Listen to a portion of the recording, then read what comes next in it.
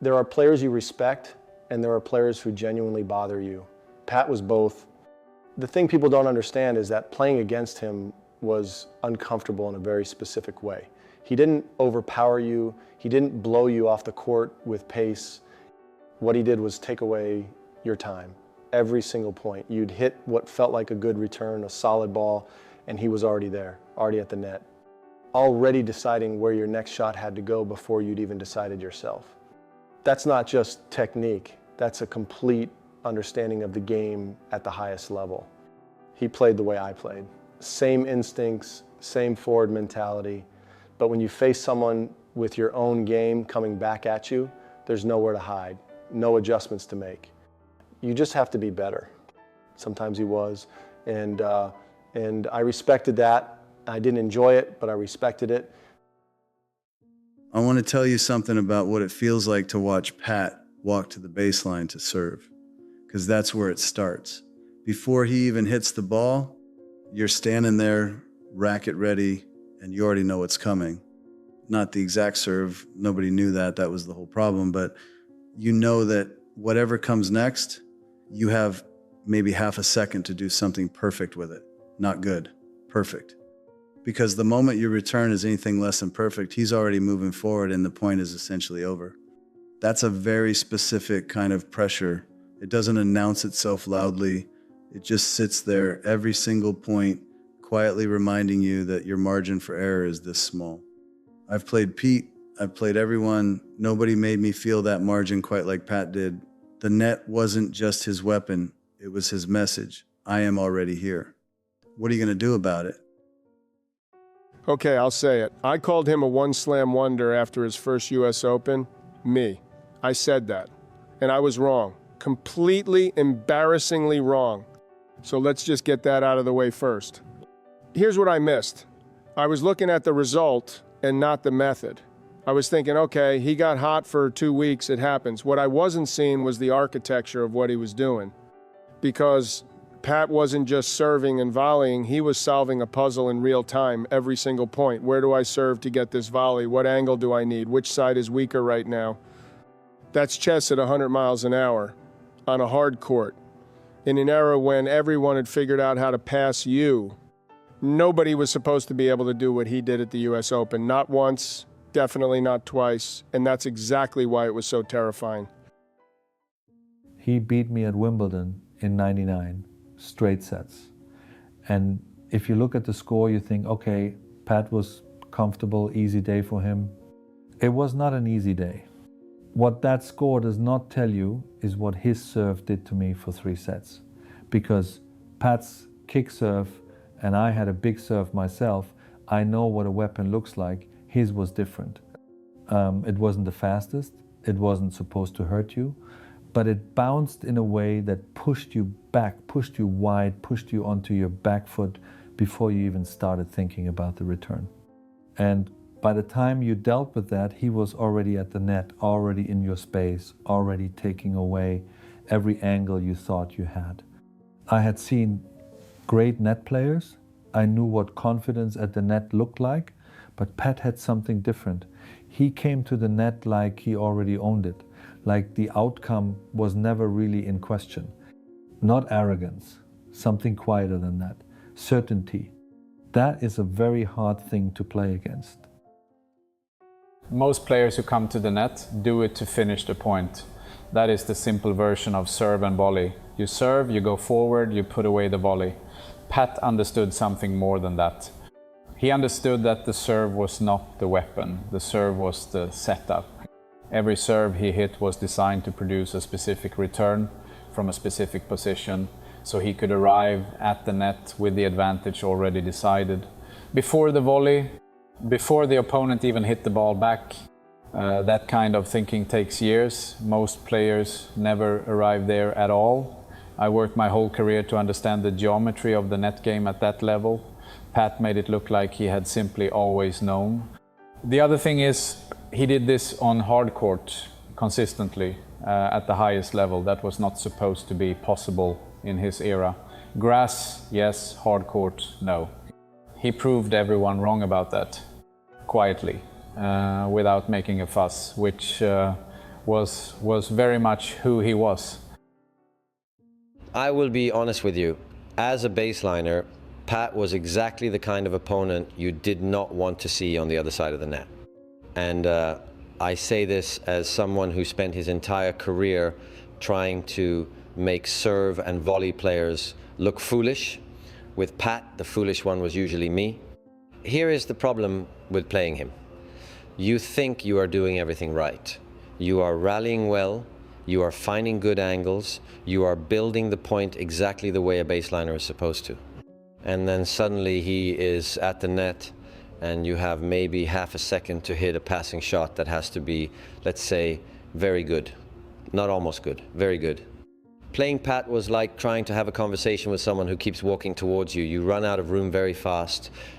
And the truly uncomfortable part, he was not aggressive about it. He was not intimidating in the way Boris was intimidating. He was just there, smiling. And you were already in trouble. The Australian Open semifinal, that match. If you want to understand who Pat really was, that is the one to look at. It was a night match, and the heat inside that stadium was something I've never experienced before or since. We were both soaking through everything. I had to leave the court between sets just to change my shoes. My head was ringing from the noise when I walked into the locker room. Ringing, like I had been sitting in front of a speaker. And I came back out and Pat was struggling. You could see it, his legs were going, the serve was still there, but the movement was slowing down. Any reasonable person stops fighting at that point, manages the situation, finds a way to survive. Pat did not do that.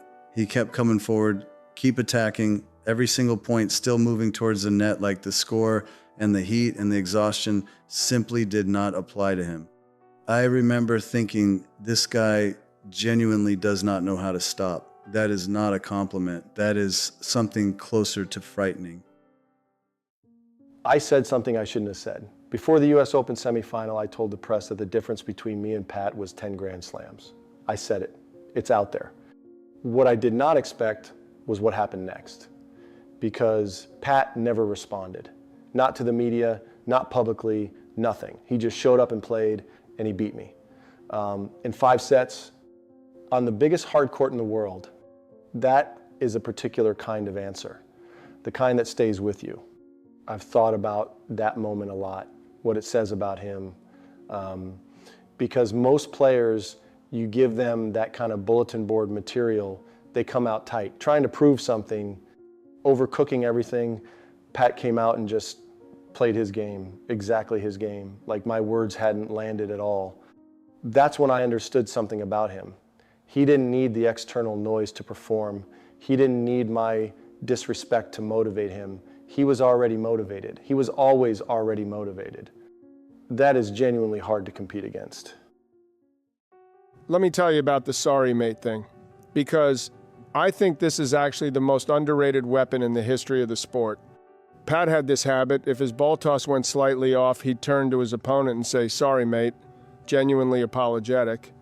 And then he'd serve again, come to the net, and put away a volley you had absolutely no chance at, smiling. Now I played with anger my whole career. I used confrontation, I used intensity, I made the court feel like a war zone. That worked for me. But here's the thing about war zones, at least you know you're in a fight. With Pat, you didn't even know where to direct your frustration. He was polite, he was warm, he was legitimately one of the nicest people on tour. And he was dismantling you point by point with a smile on his face. How do you fight that? You can't get angry at him, you can't rattle him, you can't change the atmosphere because he simply refuses to let the atmosphere change. That is not a tactic, that is a personality, and personalities cannot be coached around. In my generation, every player had a button, something you could press to get inside their head. With me, it was doubt. Make me doubt one shot, and the whole thing could unravel. With others, it was crowd noise, or a bad call, or momentum shifting at the wrong moment. Everyone had something. Pat did not have a button. I looked. Believe me, when you're competing at that level, you are always looking. You're reading the body language, watching the eyes, waiting for the moment the shoulders drop slightly or the jaw tightens. Some small signal that tells you the other person is feeling it. With Pat, nothing. And I do not mean he was hiding it well. I mean it genuinely did not appear to be there. I needed the crowd to play my best tennis. I needed the energy, the drama, the atmosphere. Pat needed none of that. He could have been playing on an empty practice court in Queensland and the quality would have been exactly the same. That kind of self-containment is rare. I can count on one hand the players I've seen who truly had it. Pat was one of them. I never lost to Pat in our professional matches. People mention this sometimes as though it settles something. It does not settle anything. What it tells you is that our careers overlapped at the wrong time for him. He was still developing when I was at my peak. That is timing, not a verdict. The more relevant fact is what he did after. When serve and volley was supposed to be finished, when the courts had slowed down and the rackets had changed and every coach was telling young players to stay on the baseline. Pat went to the US Open twice and won it, serving and volleying on hard courts. I could not do that. My game was built for grass and for a different era. Pat took the same instincts, the same forward mentality, and made them work in conditions that were actively hostile to that style. That is not just continuation of what players like me did. That is something more. He did not carry the torch, he carried it somewhere it had never been before. And that, I think, is the correct way to understand what he achieved. Here is the thing about Pat retiring at 29. We all said, what a shame, what terrible luck with the shoulder. And it was. But I think we missed the larger point. The larger point is that we never got the answer to the question he was asking, which was, how long can one person keep doing this at this level against this generation with this style? Because he was not slowing down, he was not being figured out. He reached 2 consecutive Wimbledon finals and nearly won both. He was getting better, and then it stopped. My generation of baseliners spent years developing ways to handle serve and volley. Better passing shots, better returns, better positioning. We thought we had solved it. Pat spent his career politely suggesting that we had not.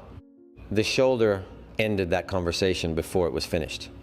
We kept waiting for the next Pat, someone who would pick up that style, that mentality, that particular combination of elegance and aggression. And 20-something years later, we are still waiting. That is not a coincidence. That is a legacy.